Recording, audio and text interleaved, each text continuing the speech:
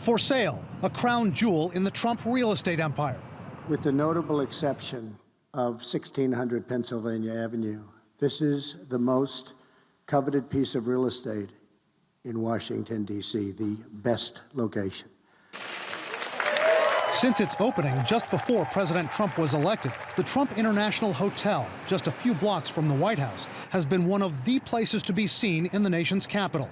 Saudi officials, business elites, political power brokers constantly shuttling through the lobby.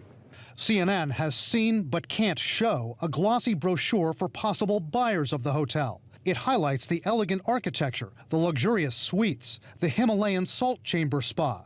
But the brochure also says there's, quote, tremendous upside for a new owner to fully capitalize on government-related business. Trump's been skewered by ethics watchdogs for doing just that, booking rooms to officials from foreign governments. Every time they do that, it violates the constitutional prohibition on the president making profits from foreign governments. The new brochure says the Trump organization has actually turned down a lot of foreign business at the hotel, more than $9 million worth. But it doesn't say how much of that business the hotel has accepted. Several groups are suing Trump for making money from foreign officials' visits to the hotel. And legal experts say the new brochure won't help the president in court. It'll make it harder for the president to deny that foreign governments are a significant portion of his business there. Trump's lawyers deny he's violating the Constitution with the hotel bookings. Trump turned over day-to-day operations of his hotels to his sons, put the properties in a trust, and the Trump organization has promised to donate the profits from foreign government spending at their hotels to the U.S. Treasury. Still, the president's son, Eric, recently said that because people are objecting to us making so much money on the hotel in Washington, we may be willing to sell. The Wall Street Journal reports the Trump organization is hoping to get more than $500 million for the property, one of the highest prices ever paid for a hotel in Washington. But tonight, there are questions about whether it will turn out to be worth it. If he sells the hotel, does it lose its cachet? It shouldn't lose its cachet at all. There are other hotel companies that have loyal followers, and if the Trump brand is to come off the hotel and another brand goes on the hotel, those followers would be more than happy to stay in a hotel with this location with the recent renovation. Is there some talk behind the scenes among Democrats of doing away with the term quid pro quo? Number one, it's hard to say. Number two, it's a Latin phrase. Yeah. Is that what Democrats think the winning slogan of these hearings should be? Well, Allison, that's a great point, and it's not the first time I've heard it. My own wife says to me, "What's with this quid pro quo? Just call it bribery." That's what it looks like. It does have a very important implication here, and that is how we describe the offenses in the articles of impeachment is critical. It's critical, and it was the undoing of the case against Andrew Johnson in the 1800s. It was the undoing of the articles against President Clinton more recently. So are you all going to start calling it bribery? I think that's a good option. And I know there are some constitutional scholars out there that are suggesting that we do that very thing. So. Yeah, this could be more appropriately and more accurately described as bribery. If you agree to do a political hit, President Zelensky, on Joe Biden, President Trump's lead opponent at the time, we will give you military aid that's already, by the way, been approved by Congress. So there's that this for that quid pro quo or bribery element that is captured within that deal. Tonight, the Wall Street Journal is reporting that President Trump ordered the removal of former U.S. Ambassador to Ukraine, Marie Yovanovitch, after Trump's allies and his personal attorney, Rudy Giuliani, complained she was hampering Giuliani's efforts to dig up dirt on Trump's political rival, Joe Biden. Today, Trump said he couldn't remember if he was the one who recalled her while trashing her reputation. I don't know if I recalled her or somebody recalled her, but I heard very, very bad things about her for a long period of time. not good.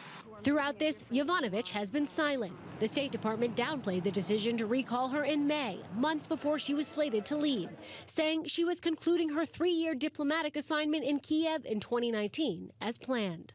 Documents that made their way from Giuliani to Secretary of State Mike Pompeo to the State Department Inspector General landed with Congress Wednesday. They included accusations against Yovanovitch. Apparently, the material came in May of this year, and so it coincided with the moment in which Ambassador Yovanovitch was recalled.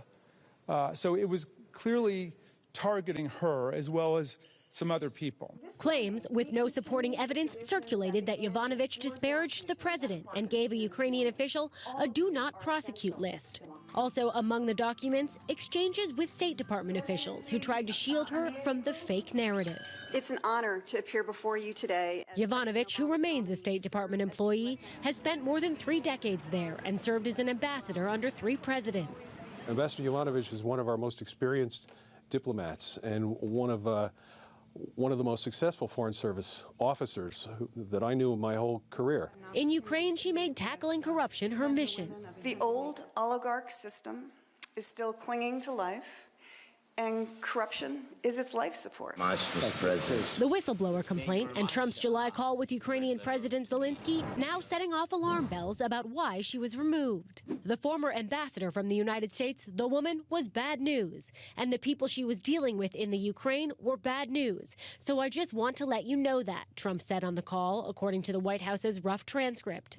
It was great that you were the first one who told me that she was a bad ambassador, because I agree with you 100%, Zelensky replied. Then Trump said, well, she's going to go through some things. Bueno, y continúan acumulándose las malas noticias para el presidente Donald Trump. Por segunda vez, una corte de apelaciones rechazó este miércoles los argumentos del mandatario para evitar que el Congreso acceda a una copia de sus declaraciones de impuestos. La decisión concuerda con el fallo del mes pasado de otro juzgado en respaldo a la orden de una corte menor que determinó que la firma de contabilidad de Trump debe cumplir con el citatorio emitido por la Cámara de Representantes. Pero la batalla parece que no acaba aquí, pues el abogado Donald Trump manifestó que recurrirá a la Corte Suprema de Justicia. We're learning new details this morning on yesterday's White House meeting with Turkish President Erdogan. A Republican source says the Turkish leader showed a group of Republican senators and President Trump what's being described as a propaganda video purported to show Kurds in a very, very negative light, the source calling it surreal. CNN's Joe Johns is joining us from the White House right now. Good morning, Joe. Tell us about this. Good morning, Wolf. Well, you know, visits by Erdogan to the White House don't seem to disappoint, and this was another one of those cases, as you reported, first reported by Axios and confirmed by CNN, apparently during a meeting with 5 Republican senators who are critics of Turkey policies. Erdogan did, in fact, pull out an iPad and showed these senators what has been described as a propaganda video, essentially trying to make his case about the Kurds. He, of course, believes that certain Kurdish groups are essentially terrorist groups and trying to convince the senators of that, described, as you said, as surreal and pure propaganda by people who were in the room. This apparently was a very tense meeting by all accounts. Senator Lindsey Graham, Senator Ted Cruz, both critics of Erdogan, particularly of what he's done in Syria when he essentially launched an invasion on northern Syria and went after the Kurds. So there was talk about that, but probably the first thing on the agenda was the issue of a missile defense system that Turkey apparently is considering buying. That missile defense system comes from Russia and is not compatible with the U.S. F-35 fighter jet. The fighter jet, of course, is critical to U.S. defense, and some people in the United States are concerned that if the technology of these two systems gets melded, the F-35's technology will be compromised. Other things important to note, Erdogan also said that he returned to the President of the United States a controversial letter that the President wrote him. This was a "Don't be a fool" letter that so many of us have reported about. Well, when you return a letter in diplomatic terms, that, of course, is considered saying that this was an insult. And so the reporting continues on the